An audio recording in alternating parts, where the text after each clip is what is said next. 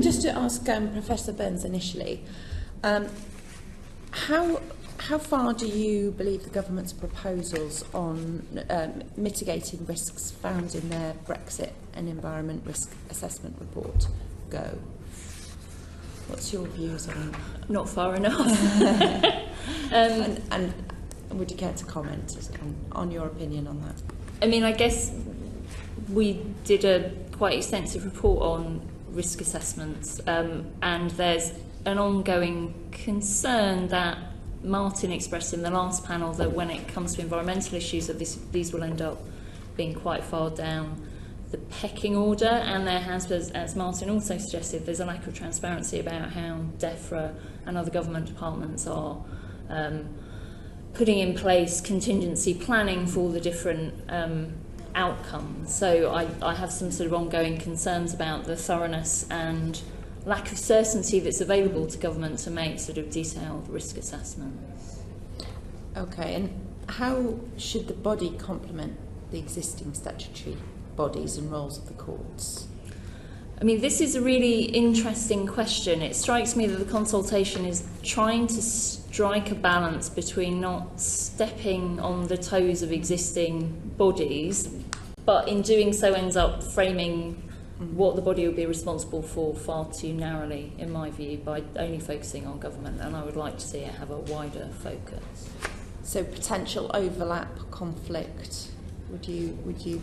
So are you talking here about the Climate Change Committee, for example, where there's this idea that the Climate Change Committee will sort of sit outside the scope of this body, which seemed to me quite a bizarre decision, given that the environment is holistic and there are overlap between different policy areas, and the Climate Change Committee itself has come forward and said that it doesn't believe that climate change should be excluded from the remit of this body, and that there needs to be cooperation across the Climate Change Committee and this new body as it comes forward. And it strikes me that that's a very sensible approach, and there will be processes and mechanisms that could be put in place, and I can feel that Jill has something she wants to add to that point.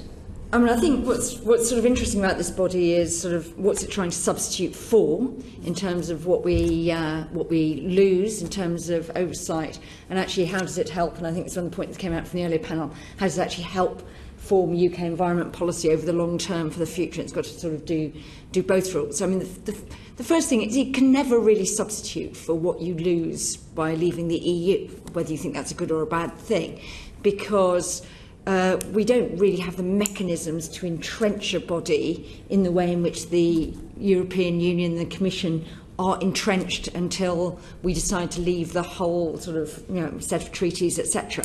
One of the big problems, and Martin spoke from experience, I used to sponsor the Sustainable Development Commission. We tried to turn it into a watchdog on government performance.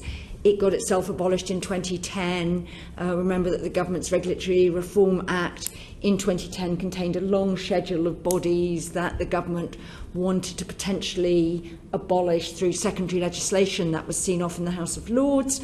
So, I mean, any body is always vulnerable if it's a UK body, because we actually don't have a sort of constitutional way of saying this thing is forever. And I think that's one of the really interesting things about how bodies manage to establish and achieve longevity, because an awful lot of public bodies don't do that. They become so annoying and wearisome to government. They manage to lose support among their potential stakeholder base that they then find themselves getting abolished. So I think that's a sort of really interesting balance. One of the reasons why I think you might want to think twice before you just say let's absorb the Climate Change Committee into this, if that was the way you were going, is that actually that does seem to have established itself and survived what you might describe as sort of difficult second chair, third, fourth, fifth Secretary of State set of issues, and seems to be there. So it's like, if it isn't broke, don't fix it. So I think that's some of the sort of big challenges for that sort of body. I thought one of the most odd things in the government consultation, and the one that I thought was the sort of one of the most objectionable, was that the government said it would report itself, DEFRA would report on progress towards meeting the government's environmental objectives. We used to do that when I did sustainable development. I discovered loads of my team were spending their life auditing the government's performance on sustainable development, but it all had to be collectively agreed.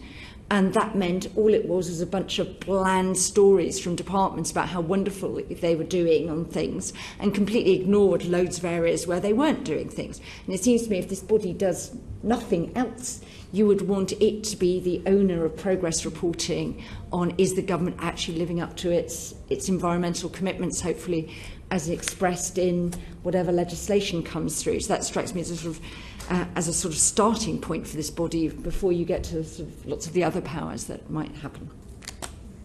Thank you. And